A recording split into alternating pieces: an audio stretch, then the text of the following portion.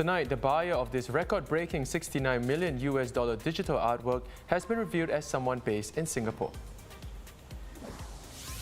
Another day, another long queue under the sun at the Malaysian consulate, leaving many frustrated.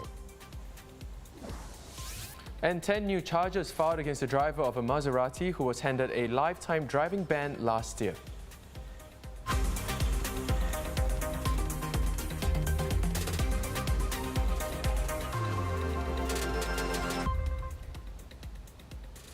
This is the Straits Times Newsnight. I'm Chao Suen. Good evening, I'm Dylan Ang.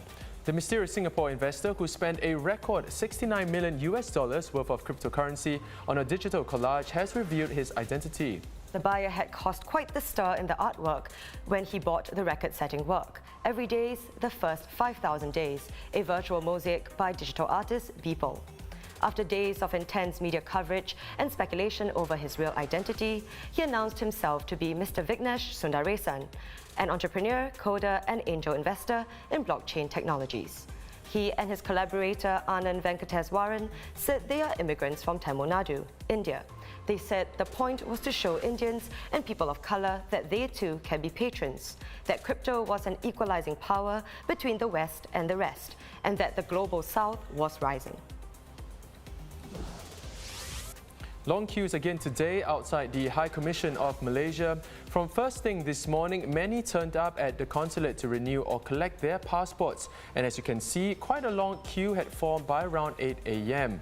Malaysians who spoke to the Straits Times said that this has been a persistent issue throughout the COVID-19 pandemic, and many have taken to social media to express their frustrations. According to the High Com's Facebook page, walk-in applications for passport renewals resumed in December after they were halted on March 30th last year.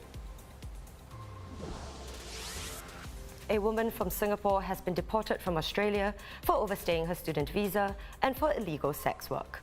She was detained on February 25th and removed on March 11th.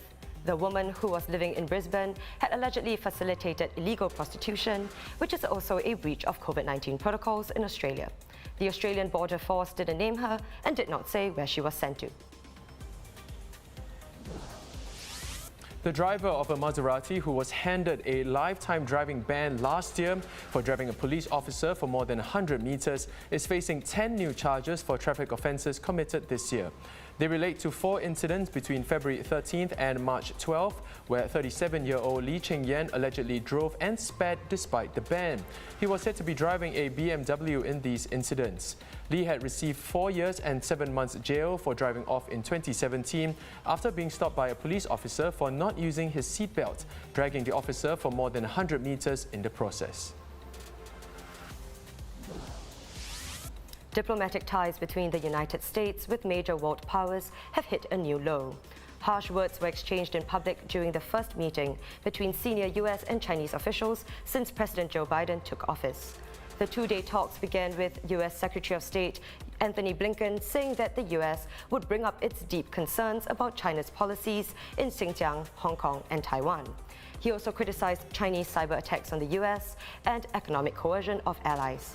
China fired back with its top diplomat Yang Jiechi saying that Beijing firmly opposed Washington's interference in its internal affairs. State broadcaster CCTV said Mr. Yang emphasized that the US was not qualified to speak condescendingly with China, and that dealing with China must be on the basis of mutual respect. And US-Russia ties have also sunk to a post-Cold War low. Russian President Vladimir Putin fired back at US President Joe Biden after Biden said he thought the Russian leader was a killer. In an ABC News interview broadcast on Wednesday that prompted Moscow to recall its Washington ambassador for consultations, Biden said "I do" when asked if he believed Putin was a killer.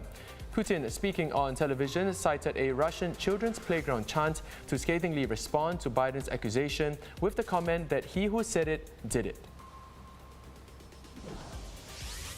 Now, speaking of worsening relations, North Korea's relationship with Singapore's closest neighbour, Malaysia, has soured over the extradition of a citizen.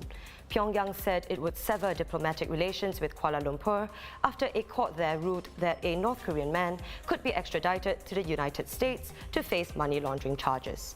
North Korea's Foreign Affairs Ministry also warned that Washington would pay a price. And a quick check of the COVID-19 situation here. 15 new infections were confirmed today, all imported. There were no community cases and none from migrant workers' dormitories.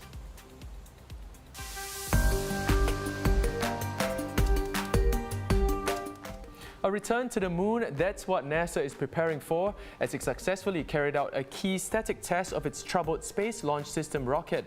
The second hot fire test saw all 4 of the rocket's engines fire simultaneously for the full duration of 8 minutes, said to be a major milestone in its testing for the Artemis moon rocket. The SLS program has been beset by delays and cost overruns and was originally scheduled to be operational in 2016. NASA plans to place the first woman on the moon by 2024 and build a lunar orbital station before eventually embarking on a crewed mission to Mars. Now, yet another bizarre attraction has come under fire by netizens and conservationists. A new hotel that bills itself as the world's first polar bear hotel has opened in China, drawing both guests and criticisms for its central feature, live polar bears. Photos and videos from Chinese state media showed people watching 2 polar bears in an indoor enclosure featuring artificial ice and small pools of water. According to a spokesman, interest in staying at the hotel, where the 21 guest rooms range from about US $290 to $351 per night, was very high, adding that it is fully booked out through a trial period. But conservationists have criticized the hotel, saying that polar bears belong in the Arctic, not in zoos or glass boxes in aquariums, and certainly not in hotels.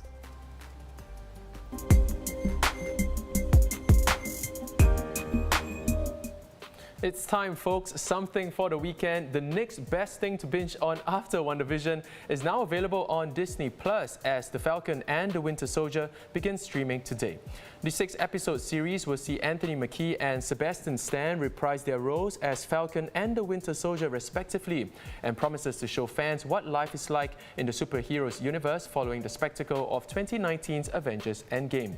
The pair were last seen coming back from oblivion in Endgame, along with half of the world's population after they were erased out of existence by Thanos, a period known as the Blip. Gotta say that the trailer got me feeling all hyped up. Can't wait.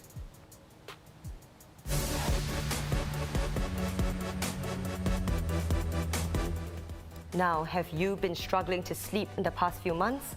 Well, you're not alone. 51% of Singaporeans have lost sleep over work, finances, and COVID-19 related news in what has been termed coronasomnia. An amalgamation of the words coronavirus and insomnia, the term is used to describe how the pandemic has made it difficult for people to get a good night's sleep. 1,000 Singaporeans were surveyed as part of a global study by Philips, which found that 27% of Singaporeans had insomnia, up from 25% in 2019. Speaking of sleep, it's World Sleep Day, where we celebrate, well, sleep. Well, Dylan, how many hours of sleep do you get a night? You know, I'm really bad with sleep. If I go to bed late and if I get up early to cycle, you know, it's definitely worse. I would say about 7 hours for me. What about yourself? Well, I aim for 7 and 8, but honestly, more often than not, I get 6. Wow, 6. Well, as a rule of thumb, I should be doing better. The Sleep Foundation recommends an adult get between 7 and 9 hours of sleep. Guess we better get snoozing. For sure. And that wraps up the Straits Times News Night. Do visit straitstimes.com to see more news and videos. You can also subscribe to our YouTube channel by hitting the button below. Have a great weekend, and we'll see you on Monday.